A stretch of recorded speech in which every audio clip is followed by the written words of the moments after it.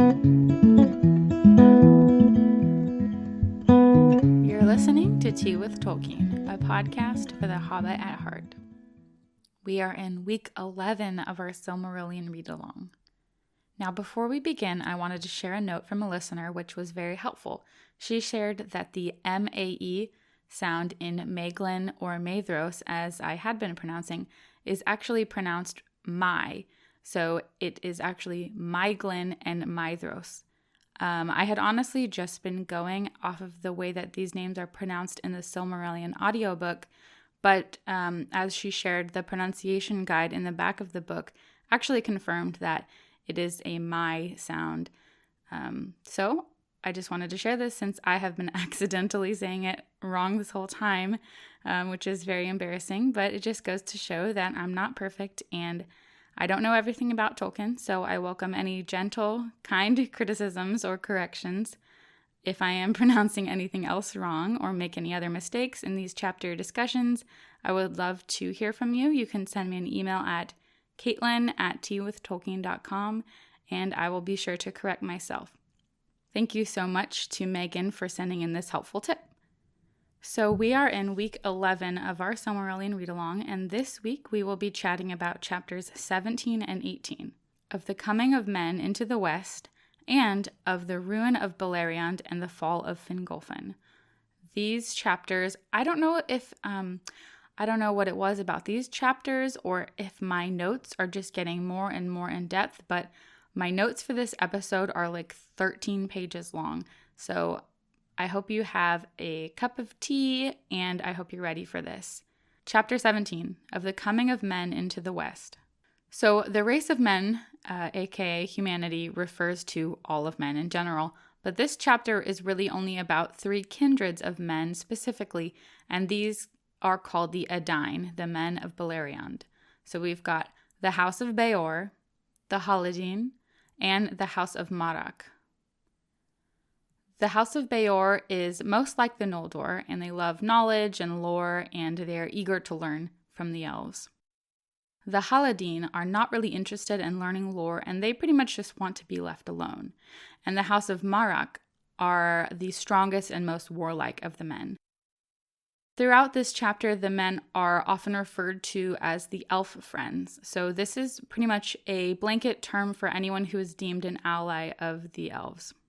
In this chapter, it specifically is referring to the Edain in general, who were generally friendly with the elves. As this chapter begins, we are in a period of general peace.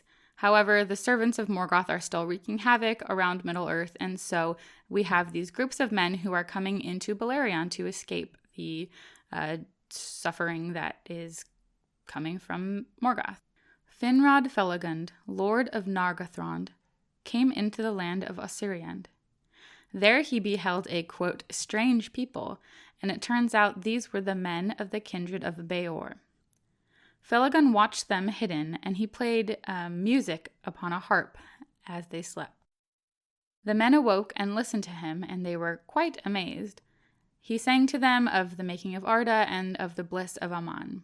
The men called King Felagund Gnome, which means wisdom. At first they thought Felagund was of the Valar, but he taught them true knowledge, and they loved him, and they were loyal to the House of Finarfin after that. I thought it was interesting to point out that Felagund had here the chance to take advantage of their trust. He could have been like, ah yes, that's me, yep, I'm Vala, it's me, Manwë. But instead he chose to teach them true knowledge, and that is kind of just like an example of his humility, and that's why we love him. Felagund realized that he could sort of read the minds of these men when they were trying to speak to him, and so even though they spoke different languages, they were able to understand each other. He also learned that the men didn't really know a lot about their own origins, which was very different from the elves because since the elves don't die of natural old age, you still have the earliest elves around, and they're able to tell the younger elves what happened because they were there. So this is a very weird and new experience for Felagund because he's not used to so many unanswered questions. Felagund does learn that there was some kind of darkness that the men were leaving behind because Beor said to Felagund that there is a darkness that lies behind us and that they are journeying westward toward this light. Real quick, I want to mention letter 131, the Waldman letter that we talked about way back at the beginning of our book club. Tolkien wrote about the fall in his mythology. This is, of course, different from the fall in the Christian myth, but nevertheless, it does kind of point back to it. Tolkien writes, "These tales are new. They are not directly derived from other myths and legends, but they must inevitably contain a large measure of ancient widespread motives or elements. After all, I believe that legends and myth are largely made of truth, and indeed present aspects of it that can only be received in this mode. There cannot be any story without a fall. All stories are ultimately about the fall." And then he writes, "The first fall of men, for reasons explained, nowhere appears. Men do not come onto the stage until all of that is long past, and there is only a rumor that for a while they fell under the domination of the enemy and that some repented." So I thought that was interesting and definitely applicable to this episode and chapter as we are learning about the origins of men. After this, the elves understood that Morgoth had come to the men even as they awoke. Quote, "To corrupt or destroy whatsoever arose new and fair was ever the chief desire of Morgoth, and doubtless he had this purpose also in his errand, by fear and lies to make men the foes of the Eldar, and bring them up out of the east against Beleriand." Beor then told Felagund that the other two houses of men would soon be coming over the mountains, the Haladin and the House of Marach. After this, the green elves of Osiriand were troubled by the coming of the men, and after they realized Felagund was close with them, they asked him to tell these men to either return to where they had come from or to keep going, because they didn't want any strangers in their land, and they called themselves their unfriends, and they threatened him. So after this, Felagund was like, "Listen, I think it would be a good idea for you guys to move along." So Beor moved his people to Estolad, which means the encampment. When Felagund returned to Nargothrond later, Beor went with him as a servant until the end of his life. But ever after that, Felagund often visited the men, and he remained close with their kindred. When the Haladin came over the mountains, they went to Thargelion, which is the country of Caranthir, son of Feanor. When the house of Marach came over in the next year, they settled in Estolad close to the people of Beor. They were more warlike and, I think, threatening than the house of Beor, and so when they came past the green elves, instead of trying to bully them, the green elves just hid themselves and didn't bother them along their way. After this, Fingolfin, king of all the Noldor, welcomed the men, and many of them went into the service of the lords of the Eldar. One of these was Malak, son of Marach, who is also called Aradan. After this came the great migration of the Edain. So the kings of the Noldor sent word to the Edain that they might come to dwell among their people. And this is kind of what started it. So over the next 50 years, many thousands of men moved to various regions of the Noldor. The people of Beor came to Dorthonion. The people of Aradan came to Hithlum. And Magor, son of Aradan, and his people went to Eredwethrin. At the time, Felagund was the only one of the Noldor to speak with Thingol about the coming of these men, and Thingol was pretty irritated. He had troubling dreams concerning the coming of men, and so he would not allow any of them to dwell in Doriath. However, it's at this time that Melian makes a prediction to Galadriel that one man indeed would come into Doriath, and that is a foreshadowing of next week's chapter.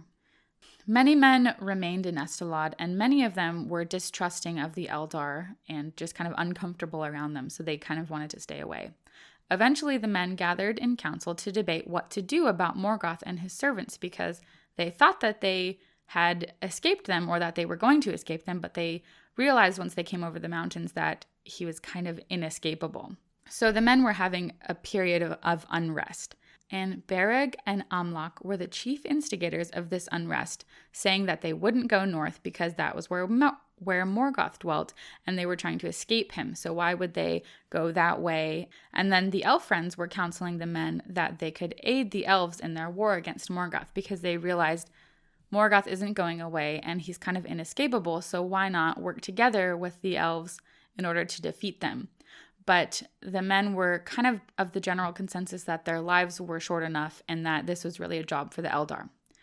However, after this, as this discussion is going on, Amlach, or someone who appeared to be Amlach, came and said this very chilling speech. He said, "All this is but elvish lore, tales to beguile newcomers that are unwary.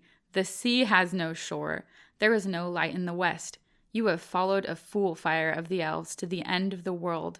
Which of you has seen the least of the gods? Who has beheld the Dark King in the north? Those who seek the dominion of Middle-earth are the Eldar." And it goes on for a little bit.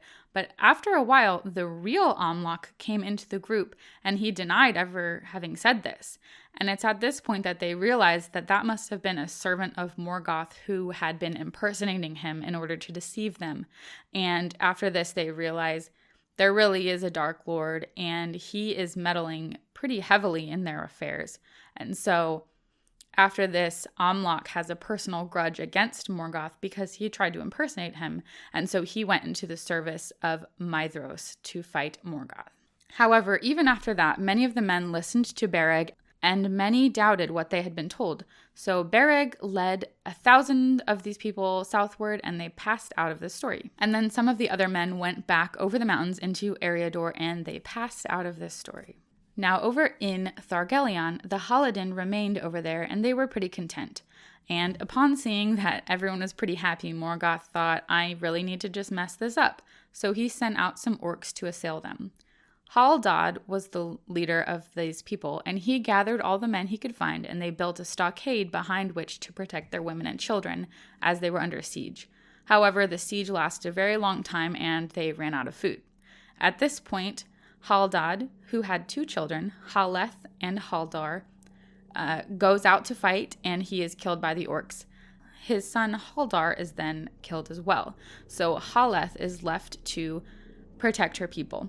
And she held her people together and fought on for 7 days, despite all evidence pointing to them losing. However, suddenly the people of Caranthir came and they drove the orcs into the rivers. After this, Caranthir offered Haleth and her people the friendship and protection of the Eldar, if only they would dwell further north. But at this point, Haleth, if you remember, the Haladin don't really want to do too much with the Eldar. So she's like, thanks, but no thanks. I'm going to go west to Estelad. And they dwelt there for a long time. However, after a while, Haleth wanted to continue on, and she brought her people to the forest of Brethil.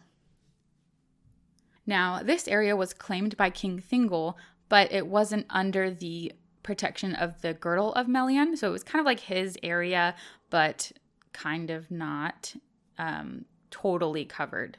So he would have denied it to Haleth. However, Felagund obtained this grace for her, quote, that she should dwell free in Brethil upon the conditions that only her people should guard the crossings of Teglin against all enemies of the Eldar and allow no orcs to enter their woods. Haleth was like, duh, of course I don't want the orcs to come in. They just killed my dad and my brother. And so after that, that is where she stayed until her death. In general, the elves and men dwelt in peace for a long time during this chapter. After a while, though, the elf kings wanted to have more of a separation between their peoples, so the elf kings set regions apart where the men would rule themselves. Hador of the house of Malak entered the house of Fingolfin, and he was dearly beloved by the king. Fingolfin gave Hador the lordship of Dorlomin. Over in Dorthonion, the lordship of the people of Beor was given to Boromir, the great-grandson of Beor the Old. And that is, I don't know if I need to say this, but that is not the same Boromir that is in the Lord of the Rings movies and books. If you got excited when you heard that name, I'm sorry to break it to you, but it's not even in the same age, unfortunately, but it is fun to see a familiar name. After this, Tolkien drops a family tree for the House of Hador on us, which includes just a few names that we will see later on. Húrin and Huor, Túrin, Yarendil, Beren, Luthien, Elwing, and from these people came the kings of Númenor. This chapter ends with the death of Beor the Old, who died at the age of 93 of no wound or illness, and this confused the elves who were unfamiliar with the mortality of men, but they grieved his loss because they had loved him. And as this chapter is coming to a close, the men are learning much from the Eldar, growing in skill and wisdom and great renown, And that's kind of how this chapter comes to a close. And now on to chapter 18. The title of this chapter kind of gives away what's going to happen, of the ruin of Beleriand and the fall of Fingolfin. So you can expect that Beleriand will be ruined and Fingolfin is going to fall. Where does he fall to? We'll have to find out.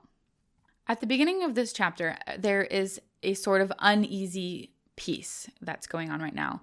Fingolfin knew that all who dwelt in Beleriand were in danger while Morgoth was able to work freely, and so he wanted to kind of have everyone band together and make another war against him. Tolkien writes, "This counsel was wise according to the measure of his knowledge, for the Noldor did not yet comprehend the fullness of the power of Morgoth, nor did they understand that their unaided war upon him was without final hope, whether they hasted or delayed." And that quote is so sad. But out of all the lords of the Noldor, only Angrod and Aegnor agreed with Fingolfin because they dwelt in the region nearest to Morgoth.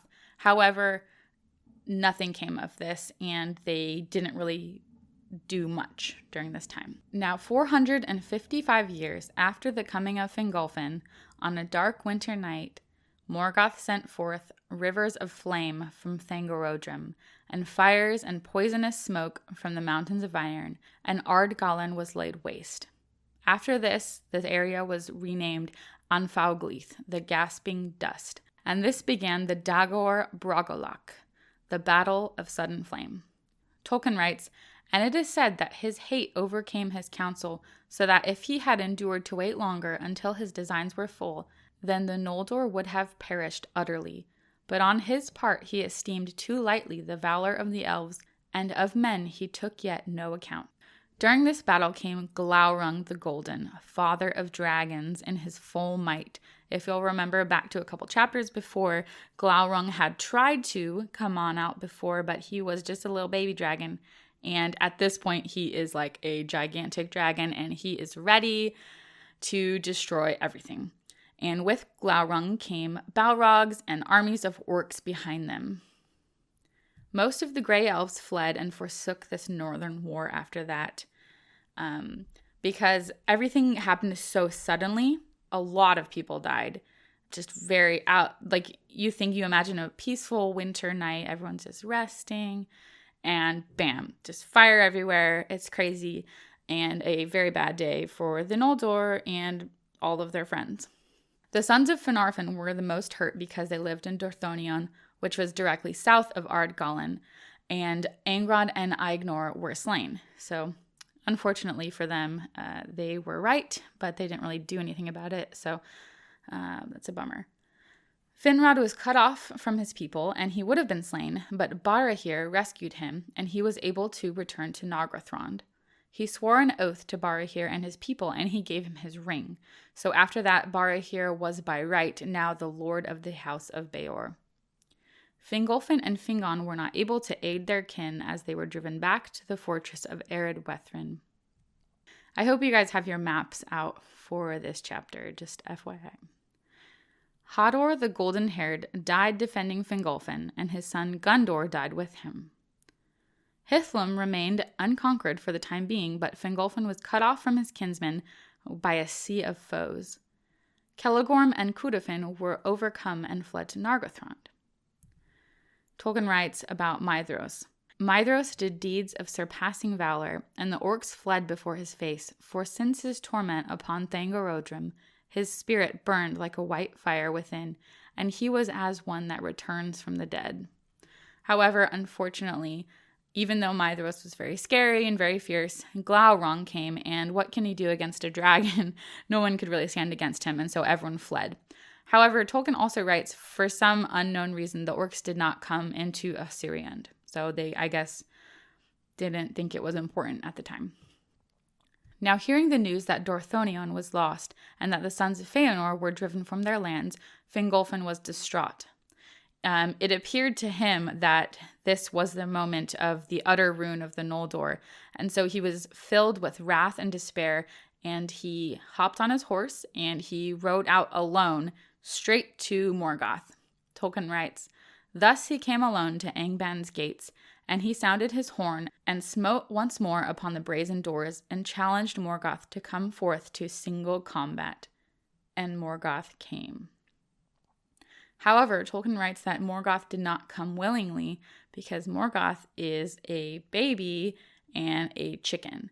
For he alone of the Valar knew fear, and he was afraid of Fingolfin. But Fingolfin had basically called him a scaredy cat in front of all of his friends, and he called him a lord of slaves, implying that no one was truly devoted to him and that they were all just like forced to do his will. And he was very offended, and he also wanted to prove to all of his minions that he was actually big, bad, and strong. So he answered the challenge.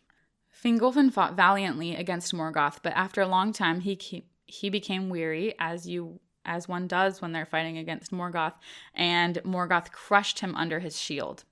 Tolkien writes, "Thrice he was crushed to his knees, and thrice he arose again and bore up his broken shield and stricken helm." After this, Morgoth pressed his foot against Fingolfin's neck, but at this Fingolfin stabbed Morgoth in the foot in one last desperate stroke. But after that, Fingolfin died.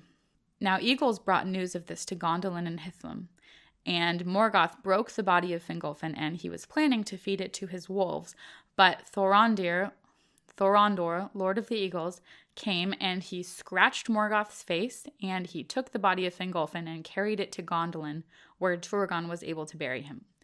After this, Morgoth was permanently wounded in his foot due to Fingolfin and in his face by Thorondor. So he did not come out unscathed, and this wasn't like an easy victory for him. It was a pretty intense fight, but unfortunately Morgoth won at that time. Now, after this, Morgoth is pretty happy and had a lot of dominion over the lands of the north, and he pursued the people of Barahir until the death. He was basically like anyone who stood up against him, he was going to kill every last one of them. So after a time, the men of Barahir were fleeing from him, hiding, and there were only a few of them left. They became so desperate that they sent their women and children away to Brethil for safety. Now these men were pretty much just living out in the wilderness alone, and most of them were not seen ever again because they were killed one by one until only 12 remained with Barahir: Beren his son, Beregund, Belegund, and 9 of their servants. These men were outlaws without hope, hunted like beasts and wandering in the forest homeless. It's very sad. Very sad time for these guys. Now, for 2 years after the Dagor Bragollach, the Noldor fought to defend the western pass of Minas Tirith, and they withstood against the orcs for a while.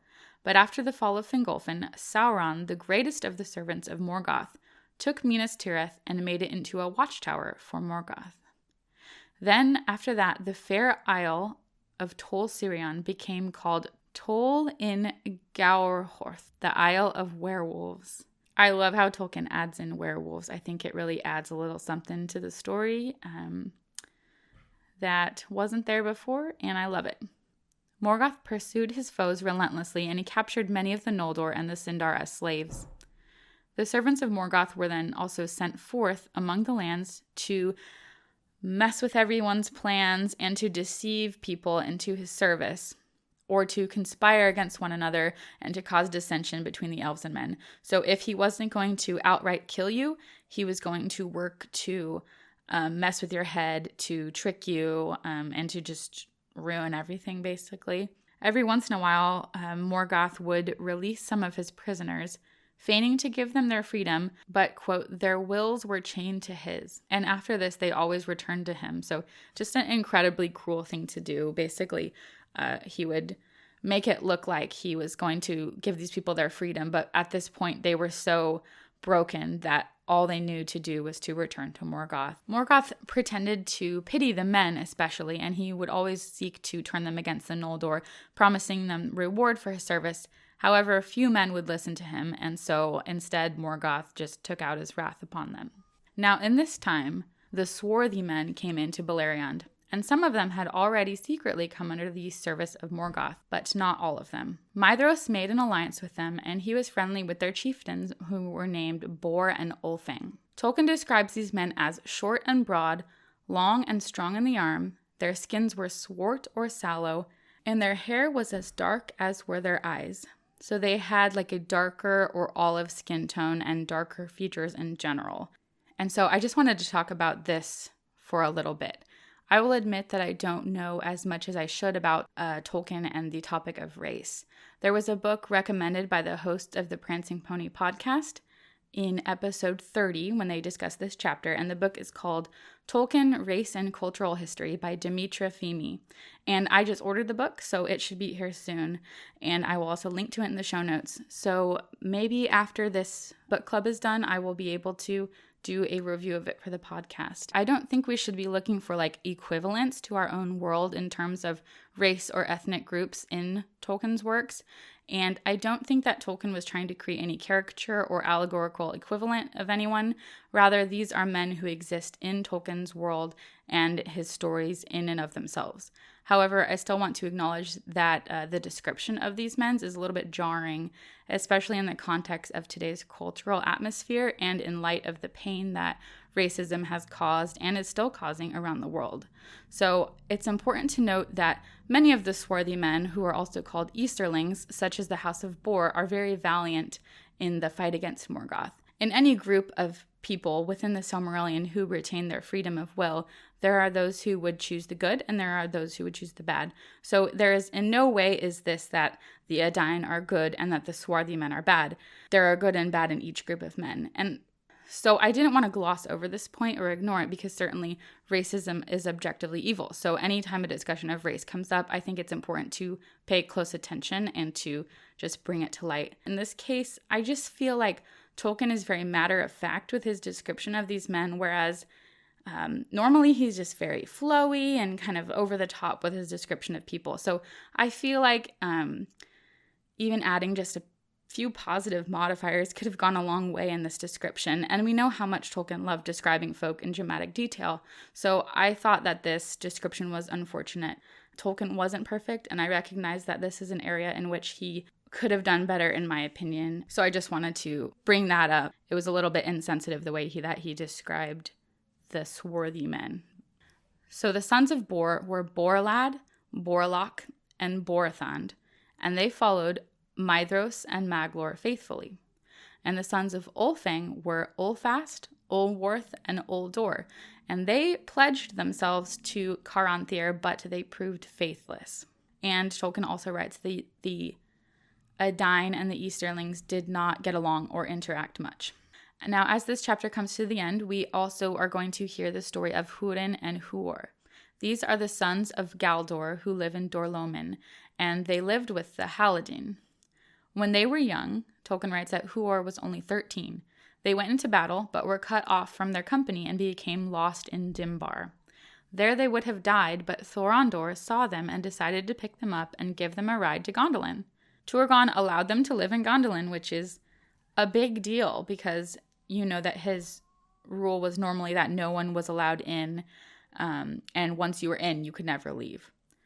However, after about 1 year, they wished to return to their people, and this was in clear violation of Turgon's law. However, because Huor and Húrin didn't take any path in, since they were carried by an eagle, Turgon agreed to let them leave by the way that they came. Maeglin was not happy that they were going to be allowed to leave, and so they swore an oath to never reveal anything about Gondolin, and after that the eagles carried them back home.